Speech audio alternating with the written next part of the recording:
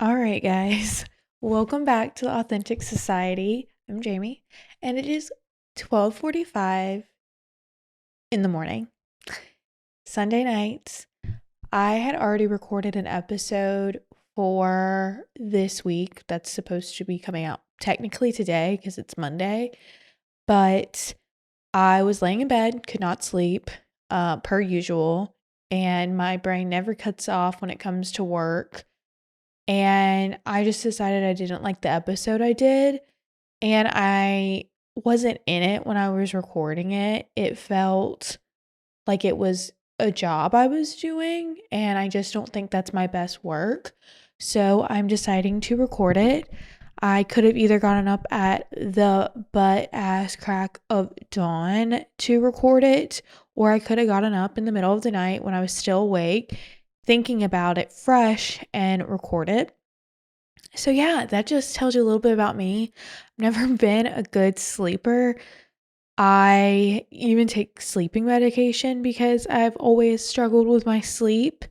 I am a night owl through and through. I will feel sluggish and tired all day, and then I get at night and like bam, I'm awake thinking about anything and everything. I'll be checking emails at 12 o'clock in the morning if I can't sleep. It's terrible. It's a horrible habit.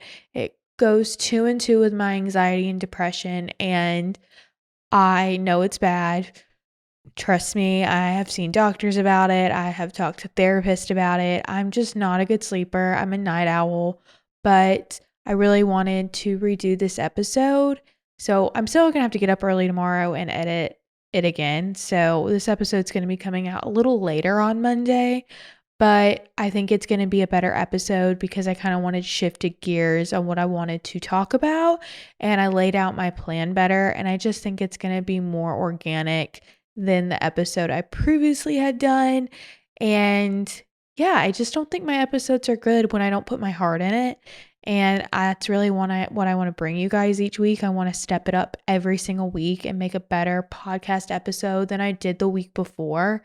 And I know I'm my harshest critic, but I know the only way I'm going to grow and succeed in this business if I'm not just doing it for followers or whatever it may be. Like, I really need to do it because I want to step up my game and grow and put out a better episode each week than I did the week before.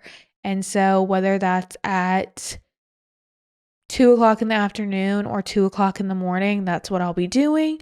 So thank you for joining me. When you hear this, it'll be Monday. Happy Monday, or whatever day of the week you're listening to. I hope your day's going better, and I hope you sleep at night. So just to recap on like last week's episode, I talked about, seasonal depression and unrealistic goals we give ourselves in January. And January ends this week. Thank God. We're finally coming to the end of this 57-day long month. It has not been the best month, but it hasn't been the worst month. It's just kind of been slouchy and gray, and I'm ready for warmer and brighter days. We actually got snow in North Carolina this week. We hadn't experienced like an actual snow in almost 3 years. And there's really something quite magical about a snow day in the South. If you live in the South, you will know. If you are from a place where it gets a lot of snow, bless you. I like snow once a year, and now I am ready for summer. But there's something truly magical about snow day in the South. I feel like Southern people are all the same. You go buy you milk and bread, and you either make some type of like chili or chicken pastry or something warm, a soup preferably, and then you are out in the snow all day. We went sledding, which our version of sledding in the South is tying a sled to a back of a four-wheeler, a car, or some type of ATV, big machine, such and such, which we have side by side. So we hooked an old car hood and we sledded. I live on a compound, I like to call it, with all my in-laws, literally. My mother and father-in-law, my brother-in-law, my other brother-in-law, sister-in-law, and niece and nephew. So we played card games all day, and it's just truly a magical experience to live in the South. So I no, last week I said I was going to do like my peaks of the week, and the snow day definitely was a peak, but I am ready for summer. I think I was going to say my left boob for summer, but I don't know if that's appropriate. So I don't know. I would give the extensions in my head right now if it could be summertime. I don't know, but I'm ready for summer. Again, I'm recording this at 1 a.m, guys. Bear with me, but I would give anything for summer.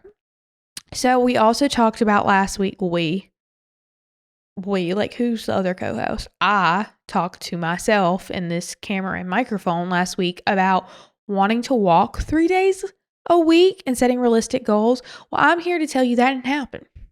I didn't walk once this week.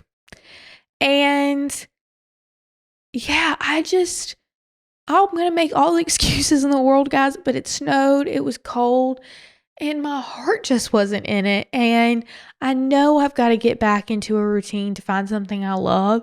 So I did buy a walking pad, and it got delayed of the snow. All excuses. I did buy a walking pad for $120 on Amazon. And when I'm working at home, I do want to start walking on that. And when it does get warmer out, I know I will walk, but I'm just such in a rut, guys. And I'm not even going to lie to you how lazy I've been the last week because of the snow. It's just shut down my brain. So did not lie about that, or I'm not going to lie about that. But I also bought a walking pad, and I bought some vitamins. I have been so bad in the past about taking vitamins, like for vitamin D and vitamin C and E and all that good stuff. I really need to start taking vitamins because I think some vitamin D will help boost my energy and regulate some things, especially during the winter. I know everybody looks at me and goes, "You don't take vitamins?" No, I'm lazy, and when they run out, I forget to refill them. So I did buy some on Amazon. I bought 2 packs that will probably last me 120 days, hopefully. And I just got to do it. I've got to start getting healthier. Not really, my goal is not really to lose weight. I would love to lose weight, but I just want to feel better. And I know we talked about this last week, but I'm just going to be realistic and honest with you guys. I did not walk this week, and I did not eat a healthy meal. I will say I didn't eat fast food this week. I ate Chinese food Friday night, but that had been my first type of like fast food in a week. And I do feel better about that. I'm really trying to cut out fast food and eat from home. And like, while the stuff I eat from home really isn't that healthy, it still is better for you. So that's good.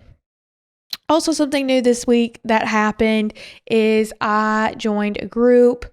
This girl named Nella, who posted a TikTok about girls in like Raleigh and doing like an empowerment group of women to do events and to uplift each other and just build community in the Raleigh area. She went viral, and I ended up connecting with her, and I am a part of this group that we're going to start planning events for.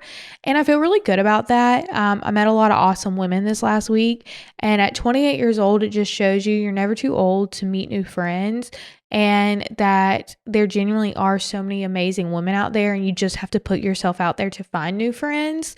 And yeah, it is Step Into Her Raleigh. I posted it on my Instagram page, but I'll post it again. So if you are in the Raleigh, North Carolina area and you're just kind of wanting to get out of your comfort zone or to build relationships and community. And when we met for like our planning committee, she said something that really stuck with me. She's like, I want the goal of this group to, you look at the end of the year and you don't recognize yourself because you've just grown so much in the best way possible. And really, that's a great goal for 2025 of me. I don't really do New Year's resolutions, but for me, I think that's going to be my New Year's resolution, is that I want to grow so much this year and step outside of my comfort zone, whether it's to start walking, getting healthier, putting myself out there to meet new friends, advancing in my career, working on my relationship, that at the end of this year, I feel such a difference in myself with growth that I don't recognize myself from the year before. And I know I have to put in hard work, but I'm also not afraid to say that it's not always going to be peaches and cream. I have a shitty sleep schedule. I didn't walk 3 times this week. I'm going to be exhausted tomorrow. Tomorrow I might cave and get fast food, but I do want to try. And I think that's what matters. And also while doing like personal like growth, and, you know, we were talking a lot in this group about what we want to do, and talking about like family dynamics and our trauma and mental health. And, you know, there's moms in this group and like postpartum and stuff. There's just so many things. And it really got me thinking about what I wanted to talk about this week. And I really kind of wanted to talk about relationship dynamics and what role each of us play in our relationships, whether it's with our family or with a significant other or even our friendships. And I think that's such a big topic, and I could probably talk about this topic all day long. But I was having another conversation with a girlfriend, and we were talking about how she's the oldest sibling and she's the oldest sister, and I'm the youngest sibling. I'm the youngest daughter, even though I more have the role of like the oldest daughter, and kind of playing how our roles from childhood have really gone into roles that we play in every relationship in our lives. And I think that's interesting and important if you want to grow into, you know, your relationships. This is what I feel about my role. I am so vastly independent that if somebody tells me I can't do something, I will do it just despite them. And if I want something bad enough, I'm going to make it happen. If I want a pair of shoes bad enough, I'm going to find a way to buy them. If I want to start a podcast, I'm going to find a way to buy the equipment, figure it out, even if it takes me years. I'm going to do it if I want it bad enough. If I don't want it, I won't do it. And I am a really independent person, and I'm always going to be the person that figures it out. And looking back into my childhood, it was really interesting because it brought up the question, was I just born independent, or was it my childhood that made me independent? And I don't know the answer to that. I think it's a little bit of both. But growing up, I was always the sibling or the child that my parents basically said, we didn't have to worry about you. We knew you were going to be okay and fine. And that weighs heavy on me as an adult. There is the glass window child theory. I don't know if you've ever heard of that. And I think this has nothing to do with birth order. But basically, the glass window child theory is that you were the child that people just saw right through you and didn't think that you needed the attention or, you know, help as much as your other siblings. And I definitely was that child, and it has really played the biggest role into every single relationship I have been in. I always felt unseen and unheard. I was terrified when I was younger to get in trouble. I hated school, but I behaved. And I was just happy-go-lucky. I could make a joke out of anything. I only wanted to have fun. I was carefree. I was the child that craved to make people laugh. And I loved having friends. And I just wasn't the child you had to worry about. I mean, I remember at 6 years old, I knew how to flip pancakes and crack eggs and make my own breakfast, 6-course meal. No problem. You know, my parents worked a lot. My mom was an ER night nurse and my dad was a police officer. So they both had really crazy careers. And I think that also plays a role into my independence. But, I remember like one time looking at one of my parents when I was little and saying, I'm sad, and not really having a reason why I was sad, and them looking and saying, you can't be sad, you're a happy girl. And it's interesting because I think that is another thing that plays in on my relationship. I have to be fine. Like, I have to be fine. I'm always going to be fine. I'm always going to get over it. And it kind of weighs on you when you get into being an adult and your parents rely on you so much. They like almost turn into your friends, where they're calling you because they need something, or they're venting to you because something's happened with the other parent or another person in the family. Like, you're the reliable one. You're the one that's gonna sit there and listen to them vent and give them good solutions. You're the one that no matter what, you're not gonna call and ask for help. You're gonna figure it out. You pay your own bills. You go through life really, as it seems, always figuring it out on the outside, even though you're crumbling on the inside. And that's something I really have to work on, is being able to vocalize like, hey, I'm not fine. And I also feel guilty when I tell people I'm not fine. I also feel like people don't care, because if they cared about if I was okay or not, wouldn't they pick up on all the signs? If they really knew me, wouldn't they know that I'm not okay? And I know people aren't mind readers, but even in my friendships, my marriage, my relationships with my parents and my family, I will act like I'm okay. I will act like everything's fine. If I need something, I'll be independent enough to go figure it out. And I never feel as if people can really read me or truly know me to just go, are you okay? Are you fine?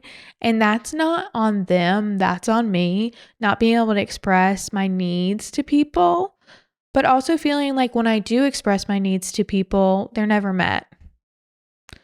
And I just feel like being the independent person in relationships, no one focuses on you. And I know with friendships and even with your parents, and they get to adulthood and you have your own life, you are married, you're in the house, everyone has their own lives. We are selfish creatures. We are only focused on ourselves. We are the main character in our stories.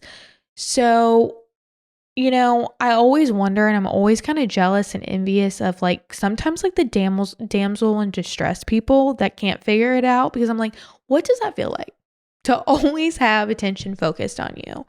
And it's not attention where I want people in the comments to be like, are you okay? Is everything fine? It's more of like people that I'm like really close to, just every once in a while go, Jayme, I've seen you've been struggling, or I see that, you have a lot of things going on and maybe the weight's on your world, and just know I'm here, and are you okay? It's nice to have people to worry about you, I think that is so important, to have people that truly do worry about you. I know I worry about the people close to me. I say a prayer list each night with the people that are closest to me to give them peace and comfort and strength. And I'm not saying people don't do that for me, but to have people in your life that are going to be worried about you if something happens is so, there's a quote that's like, to be known is to be loved. And I always wonder if we present these masks to the world so much of being the independent woman and being fine all the time, that we don't really ever allow people to get to know us fully. And on this year and this journey of like growing and making myself uncomfortable, I do want people to start getting to know me more fully, and not deflecting to jokes all the time, because God knows that's the easiest way for me. I crave laughter. And if there's an awkward situation, or I feel uncomfortable, or I'm pissed off, I'll joke. I'll joke in a freaking heartbeat. you know? And I don't know if that allows somebody to truly get to know you. And I do have to teach myself it's okay not to be independent and to ask for help, even though I don't want to. I just want people to know. Obviously, I'm a woman, but it brings the fact of like, does our childhood and make us who we are, or are we born that way? And so I really thought about that a lot this week, is especially with the challenge going on TikTok. If you're not on TikTok, you might have seen it on Instagram or whatever, but it's a challenge that's like, you're funny. And then people are like putting traumatic events that happen in their childhood. And it really just shows that everything that has kind of happened in our childhood has made us the way we are. I mean, I could do so many trends of you're funny. Again, I am always afraid that somebody's going to see it and I'm going to hurt somebody's feelings. It's so interesting. I'm such a confrontational person and I never mind telling people how I truly feel. But to tell people about things that they did to me that were very traumatic and have scarred me, and to put it out on the internet, I'm not there yet, which is crazy because I do put a lot of my life. But I did think of some that is like, you're funny. Yeah, I wore headgear. Yeah, that's how bad my teeth were. Okay, that shapes you into the woman you freaking are, is if you wear headgear. Like, you're funny. Yeah, my parents used to sit outside and argue for hours, and if I went out there to ask a question, they would yell at me. I mean, I could go on and on and on, but it did bring up the question about these you're funny and all these traumatic experiences. People were like, yeah, I used to go and pick out which switch I was going to be spanked with, or yeah, like my dad told me to suck it up after I like had found out I had cancer. It's like our parents' relationships we have with them really shape us into every relationship we have with any other human being. And I put on such a front as a child of being okay and playing into that role that I still do it so much as an adult. And I don't want to play in a role anymore. I am independent. I am strong, but that doesn't mean you don't need help. That doesn't mean that you don't struggle. And I know this is a more serious episode, and I don't want to do serious episodes all the time because I do genuinely think laughter is the best medicine, and that joking is such a way to just get over it because life isn't that serious all the time. But in hindsight, I want to be what this podcast is called, is authentic. It's almost like I need two separate podcasts, one with humor, one with, being real and talking about real life, deep feelings that I'm having. Especially family dynamics, family trauma, my marriage, friendships. There's so many things, but I just want to kind of talk about family dynamics. I also when I was doing kind of like the research on like birth order rights or the birth order effect, I think it's very interesting. When you're born into, you're the oldest, middle child, youngest, only child. I was the youngest sister. I had here's some trauma for you guys. I have this older sister. She's 3 years older than me. And growing up, we lived on like a farm in the middle of nowhere. So it really was just us to play together. And so we were really close. And then, she got to be like a preteen, and she didn't want to play with dolls and play outside in the mud anymore. And we were very different. I've never met two different siblings than my sister and I. We have always been polar opposites. She liked red. I liked blue. We were so vastly different. We don't even look alike. People are always shocked to know that we're siblings. The one thing we do have in common, we do kind of have the same sense of humor. But we were very different. And up until I was 20 years old, I was the youngest child. If you still were to ask me how many siblings I have, I would say one. But basically, my parents got separated, divorced when I was 14. And by the time I was 17, 18, going to college, they had legally got divorced. My dad got remarried when I was 18 or 19. And I met my stepmom in February. They were married by November, and they were calling me when I was at college in January, telling me that they were pregnant. And my stepmom had my younger brother, who is 20 years younger than me. So I have an 8-year-old brother, half brother, which I don't really ever play that into factor, especially when I was like reading about the birth order sibling, because I didn't grow up with them. You know, by 20 years old, your childhood's already shaped you, you know? I could definitely do You're Funny. Well, thanks. This was about, anyway. But yeah, so I guess I'm the middle child, but I don't see myself as that. I see that myself as youngest, but I definitely was the oldest sister. I was the one that, you know, you could rely on me. I kind of had more street smarts, no offense to my sister. I was very like street savvy. I was going to figure it out. She was very like book smart, very good at school. She, you know, her first word was book, and I was the very opposite, but my parents still to this day rely on me so much for, you know, if they need help or they need to vent or whatever. So I really feel like I'm the oldest sibling in so many ways, but I'm not. And then I just don't, it's so bad, but I just don't count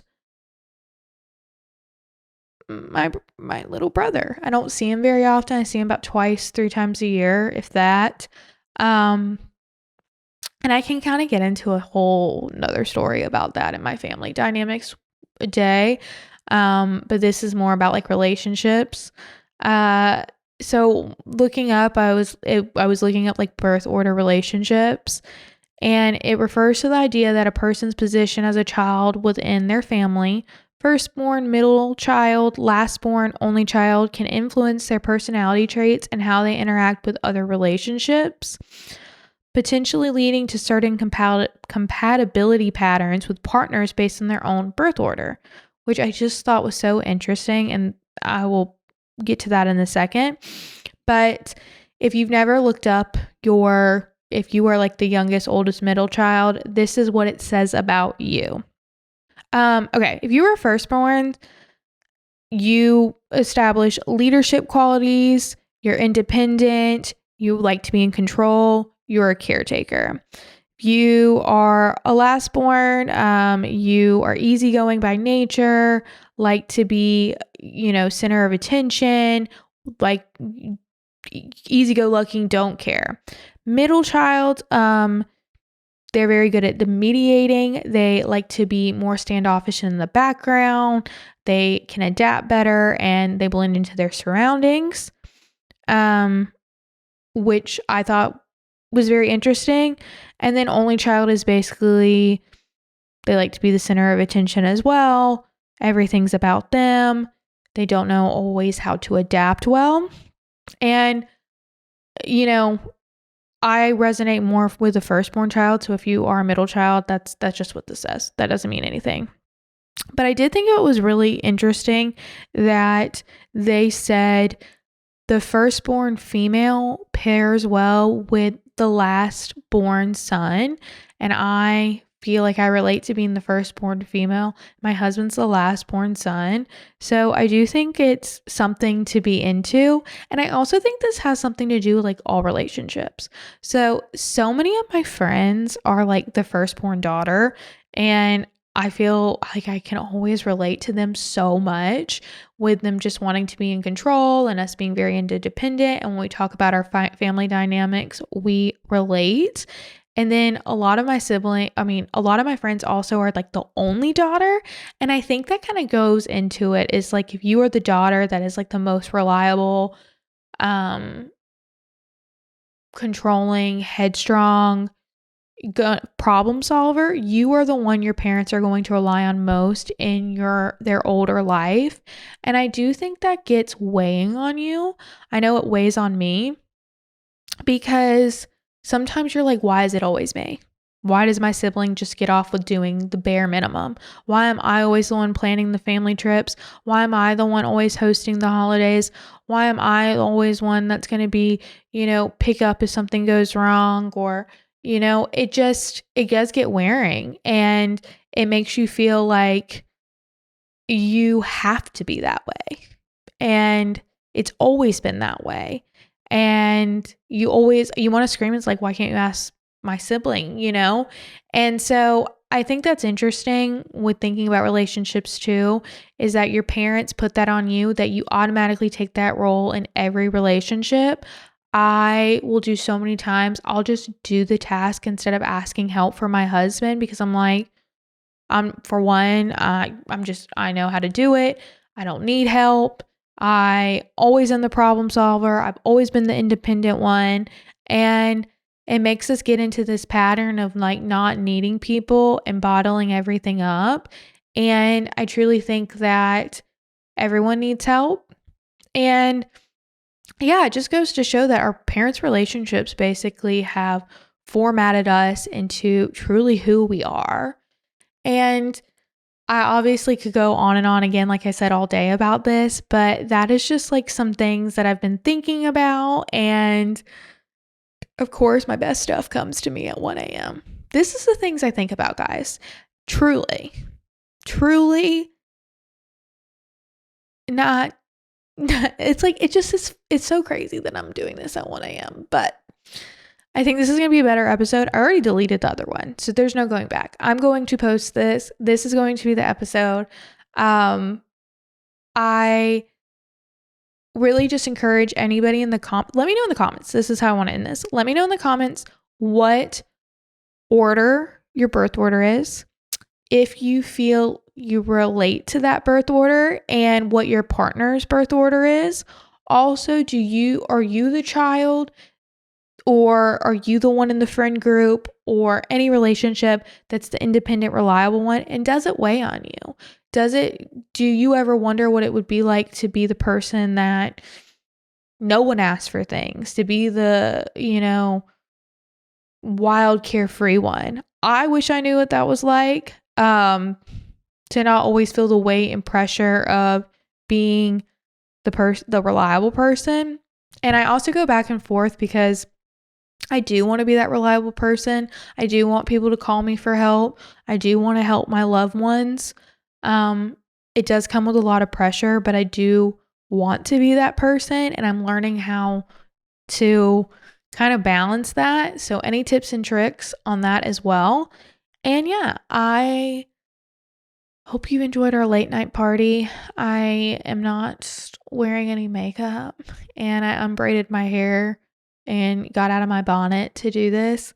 I have no bra on, but hopefully most of you are listening from Spotify and Apple Music. And if you are, just know you're luckier than my YouTube people looking at me. Also, if you have not subscribed to my YouTube, I posted a New York blog on there, and obviously Spotify and Apple Music didn't get that. I want to start posting vlogs every week along with the episode. Obviously, that's a lot of work on top of my full-time job, but I do truly enjoy vlogging. And yeah, I know it probably seemed like this episode was all over the place, but really it was about family dynamics and relationships in your birth order, and realizing those relationships to really grow, and kind of just leaning out of what you've always been and growing into somebody that you want to be.